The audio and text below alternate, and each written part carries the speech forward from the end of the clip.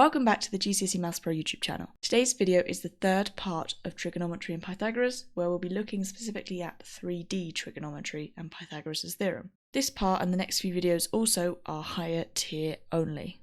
So this page you hopefully would have seen if you checked out the previous two videos on basic trigonometry. It's just exactly the same page, just a quick recap of obviously we're going to be using SOH CAH TOA, and you will need a calculator for this video. If you want to go back and go through how we use SOH CAH TOA in right angle triangles, I will link the video here now and down below in the description. Again, this is from the previous videos, the formula triangles we can use to work out what calculations we need to actually do, and we'll be using these in today's video as well. So 3D trigonometry sounds really complicated, but it's literally the exact same thing as just normal trigonometry, except it's in a 3D environment. So what I mean by that is here we've got a 3D shape, however I'm going to be finding still 2D triangles within that shape. Work out the angle DFA to 1 decimal place. So these often require that we're going to draw in some lines and some angles ourselves as well. You can always annotate any diagram that they give you. So here DFA, I'm going to draw that angle in, which means I need to draw a line from D to F and then a line from F to A. And we're looking for this angle here. So that's our end goal. Now often these types of questions require 2 steps. Now whether that's just both trigonometry or it could be a Pythagoras step and then trigonometry afterwards. It just depends. So while it's called mainly 3D trig, we're also going to be using Pythagoras, bear that in mind. Now as you can see, this creates a stood up right angle triangle, doesn't it? So SOH CAH TOA is still going to be used in the exact same way. If I look at this triangle, DFA as a triangle, I want to find out the angle, which means I need to know 2 sides. Now, I've got here that BC is 6.7, which means that AD is also that, isn't it? Given that we have a cuboid. So I'll just put that in pink so we can see it. So that is 6.7 in height. However, I don't have another side. So then I have to decide, okay, does it make sense for me to work out DF or AF? Given that we've got some information about the base of my cuboid, it's probably easier for me to work out AF. So in a similar way, if I look at this triangle at the bottom, ABF as a triangle flat on the base of my cuboid, 5.2 centimeters is the same over here, isn't it? And I have AB, which is 9.8. So if I look at this bottom triangle, ABF, I have 2 sides and I want the third one. So actually, that's going to be Pythagoras, isn't it? So step 1, I'm going to use Pythagoras' theorem. That's where we label the triangles with A, B and C. C always has to be the hypotenuse, isn't it? So A and B don't really matter between them. C has to be the hypotenuse. So I've got A squared plus B squared equals C squared. If you want to recap on how Pythagoras works, I will link the video here. So I know that A is 9.8, so I've got 9.8 squared plus B is 5.2 squared equals C squared. In this case, I don't need to rearrange it, I'm just going to put it in my calculator. So 9.8 squared plus 5.2 squared gives me 123.08. However, just remember, obviously that is C squared. So I am going to need to square root it to get C. As you can see, there's quite a few decimals and it's not the end of our question yet. So while I might write down a couple of decimal places, I'm going to just keep this answer here on my calculator so I can use it later. Let's just go with 11.09 ... So now we know what AF is. So that is 11.09-ish. Obviously, again, it has a load of decimals, so don't forget about that. Don't round it too soon. Okay, now I'm looking back at this triangle DFA in the middle. Okay, the one that's vertical. My end goal was to find this angle, wasn't it? Now I have 2 sides that I know I can use trigonometry to work it out. So we label the 2 sides that are relevant. In this case, 6.7 is the opposite and 11.09 is the adjacent. So step 2 is going to be trigonometry. If I think about SOH CAH TOA, I'm going to need to use TOA. So I fill out my formula triangle, cross out the one I'm looking for, obviously is the angle, which is tan. So I've got tan, I'm going to put the angle as DFA. So tan of the angle is equal to opposite over adjacent, so 6.7 over 11.09, but again, remember I'm going to put my answer button as the 11.09 in my calculator. So you can see here, I still have the 11.09. I can go straight to doing the fraction, 6.7 is at the top, and at the bottom I'm going to put answer, so that I don't lose any decimals. Equals. Obviously, you know that's going to give you a 0 point something number, which is not correct. We need to do tan inverse, so tan minus 1. Answer again, and there we are. So our angle is 31.1 to 1 decimal place. And there we have it. That is literally it. So we just have normally 2 steps, as I said. Just check, do I need Pythagoras, do I need trigonometry? It could be either. Okay, so we have another cuboid. This time we need to work out the length BH to 1 decimal place, which is this diagonal here from the top at the back to the front at the bottom. They've given us 2 sides and they've given us an angle. So let's see. If we're looking at this triangle that's already kind of been drawn for us, BEH, that triangle there, we've got the angle, we don't have any sides. So again, given that I've also been told the sides relating to the base of my cuboid, that's what I'm going to focus on. I'm going to need one other side of this triangle in order to find out BH. So I either need EH or EB. In this case, again, I think working out EB is going to be the easier one because I don't really have anything vertical right now. So at the bottom, I'm going to look at this triangle here. This triangle ABE, obviously the right angle is at A. I know that I've got 4.6 and then the 12.1, if that's EF, then AB must also be 12.1, mustn't it? Because it's a rectangle at the bottom. So to find EB, it's the exact same thing. I need to use Pythagoras. So there's my formula. In this case, again, A and B are the ones I know, and C is the hypotenuse, which I need to find out. So I've got 4.6 squared plus 12.1 squared equals C squared. Again, put it straight in the calculator because there's nothing to rearrange here. So 4.6 squared plus 12.1 squared gives me 167.57. However, I do need to square root that. So square root your answer. I get 12.94 and then a load of other decimals. So C is 12.94. Again, obviously that does continue, ... But I'm going to keep my full answer in the calculator. So now I can focus back on the top triangle, the vertical one. This one here, the green one. Right angle is at E in this case. So I know I've got this angle 41 degrees, and I now know that EB is 12.94 with other decimals. I want to find out BH, so I need to use trigonometry. So I've been given the adjacent, and I want to find the hypotenuse. So out of SOH CAH TOA, I need to use CAH. So fill out my formula triangle. I'm trying to find the hypotenuse, so cross that out. So I need to do the hypotenuse is equal to the adjacent, which was the 12.94, which obviously in our calculator we'll use answer button for, over cos of the angle 41. So I still have my answer there as 12.94 and so on. So I'm going to do answer button at the top, and then just normal cos, because we already know the angle, of 41. And that is my final answer, so I can round it to 1 decimal place. So BH is 17.2.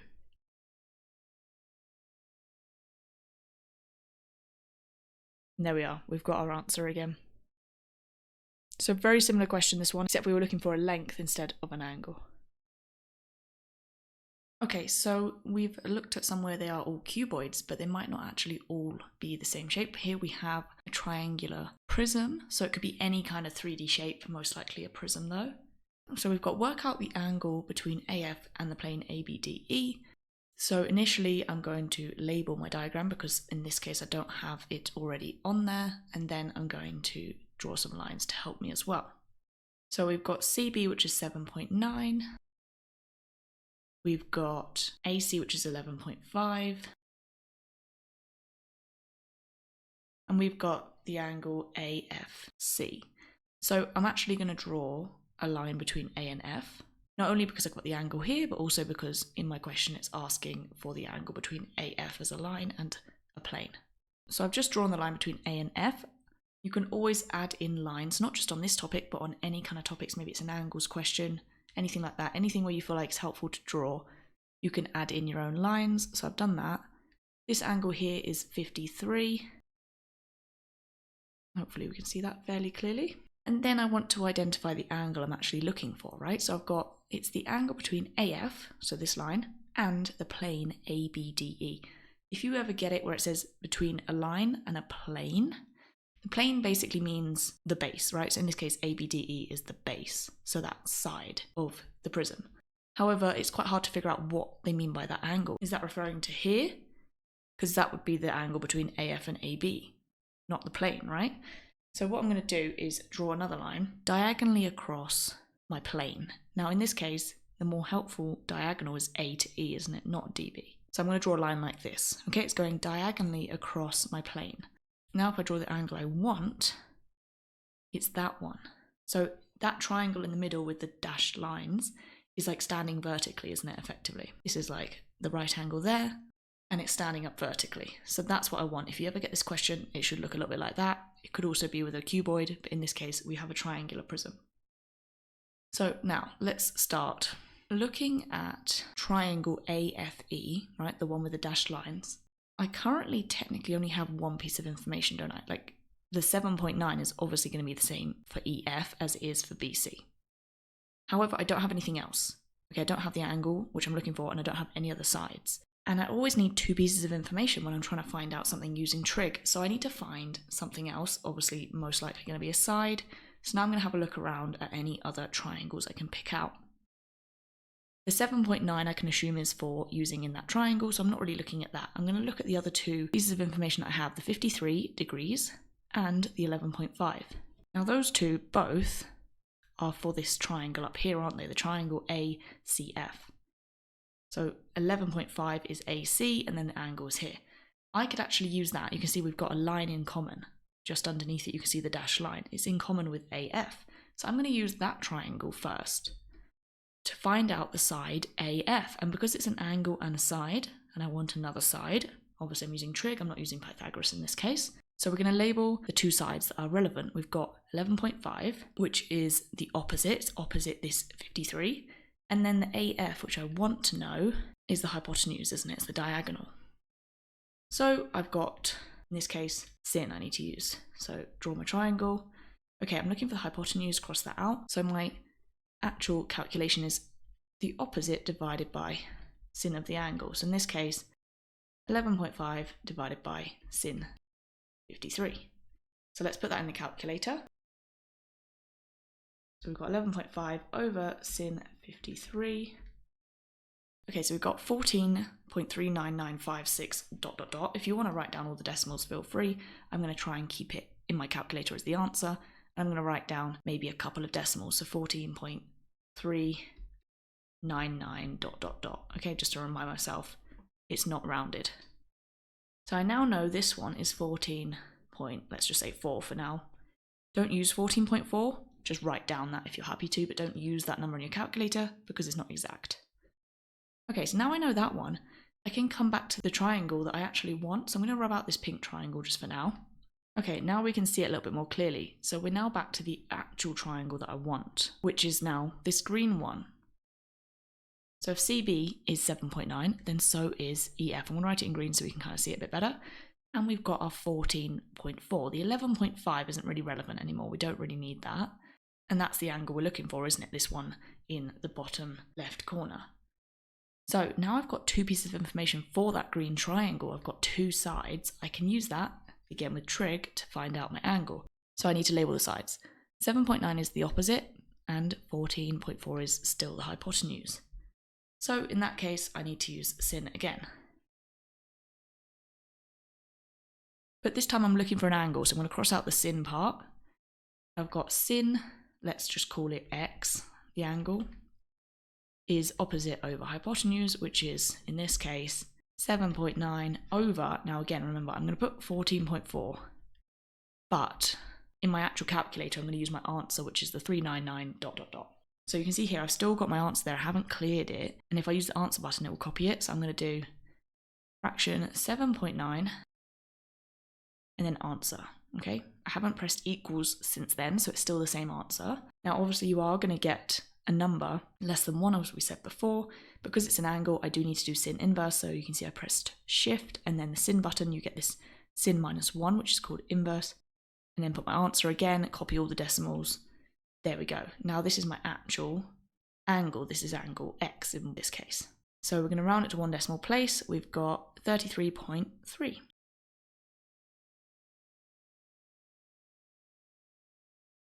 And that is to 1 decimal place.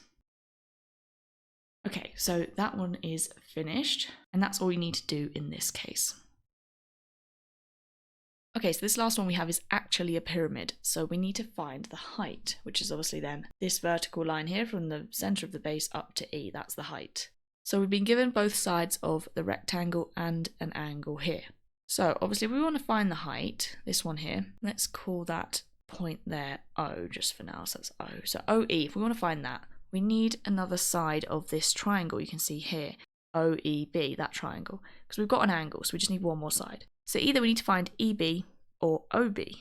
And again, because all of our numbers are based around the rectangle of the pyramid, it's going to be easier to work out OB, which is on that rectangle. In this case, I think what I'm going to do to create a right angled triangle, what line I'm going to draw, is from O to the midpoint of AB. Okay, that's literally halfway, because obviously the height of the pyramid is going to be exactly in the middle. So I've created this right angled triangle here. Now, given that that's halfway between A and B, obviously I know the length of this is going to be half of 24.8, which is 12.4. And I know that obviously from the midpoint to O, that length there is going to be half of BD, isn't it? So half of 18.2 is 9.1. So this side is 9.1. So I have two sides. If I want to find OB, that's just Pythagoras again, isn't it? Because I've got two sides and I'm missing a third side. So A and B can be the perpendicular lines, so 9.1 squared plus 12.4 squared. And C is always the hypotenuse, which in this case is OB. So I'm going to put it in my calculator. 9.1 squared plus 12.4 squared gives me 236.57. And again, I need to square root that, which gives me 15.38 ...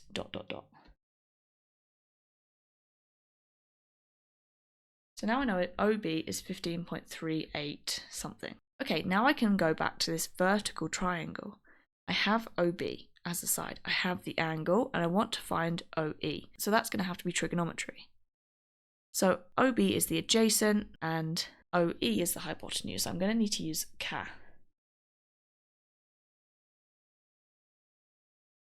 And because I'm finding the hypotenuse, I cross that one out. So the hypotenuse is the adjacent, which is the 15.38, over cos of the angle. So my answer was 15.38 ... I'm going to use that. So answer over cos of 65. Now to one decimal place, that gives me 36.4. Okay, so the height of the pyramid is 36.4 centimeters. Okay, so hopefully that covers a good variety of the possible questions for 3D trigonometry. The next video to go on to is the sine and cosine rules. Again, if you are a higher tier student, if you want to go back and double check trigonometry or Pythagoras, the videos will be linked down below. So thanks for watching this video. Hopefully you found it really helpful, and leave down below any questions or comments that you might have.